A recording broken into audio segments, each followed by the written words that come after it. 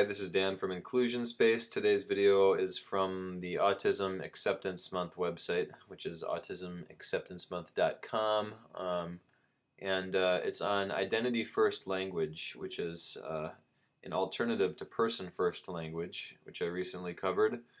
Here's what it says about Identity First Language. Identity First Language places the disability-related word first in a phrase. People who prefer Identity First Language for themselves often argue that their disability is an important part of who they are, or that they wouldn't be the same person without their disability. For some people, Identity First Language is about a shared community, culture, and identity. Identity First Language is also about thinking about disability as a type of diversity instead of something to be ashamed of. So it's basically just reclaiming, from what it seems to be doing, reclaiming the word disability or even the particular type of disability as an identity. Some communities that use Identity First Language are the autistic, deaf, and blind communities. Other people might use disabled person instead of person with disabilities. Specific people might refer to themselves differently than most members of their communities, so it is a good idea to ask a person how they identify if you are writing about them or introducing them. I think that makes a lot of sense if in a school setting, if the topic comes up, it would probably be appropriate to ask a person how they would prefer to be labeled or identified. I'm not sure how to go about that the most respectfully. How do you refer to yourself, or how do you refer to your disability? Is that the question to ask? Share your comments and thoughts down below, please. I need some guidance here. Say you're in an IEP meeting, an individual education program, when you start school.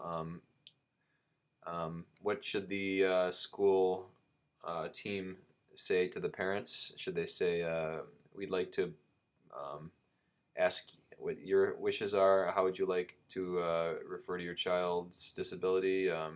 Should we call them a person with a disability, or a disabled person, or specifically something else?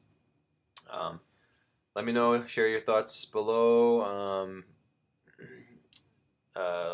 If you know anybody who can weigh in on this from personal experience, please comment and let me know. And down below here, it has other links from this website, Autism Acceptance Month. And they also have a link to Person First Language. Let's just take a look and see what it says. Person First Language puts the word person before the disability-related word in a phrase. People who use Person First Language believe that this emphasizes that disabled people are people rather than a label. Some communities that use Person First Language are most communities of people with intellectual disabilities, many communities of people with mental health and psychiatric disabilities, and communities of people with chronic health conditions. It is considered standard for journalists and policy writers to use, quote, people with disabilities, though some people might identify differently. Specific people might refer to themselves differently than most members of their communities, so it is a good idea to ask a person how they identify if you are writing about them or introducing them. So I guess the takeaway is don't assume. Don't assume. Just ask. If you, I guess, the minute you start making assumptions, you're going to walk into a trap and probably offend somebody. So it's best to just ask and let the person make the decision for themselves, or the family make the decision for themselves.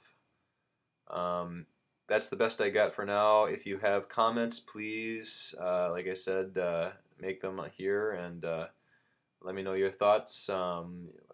Please subscribe to this channel if you like content like this, and we'll talk to you soon.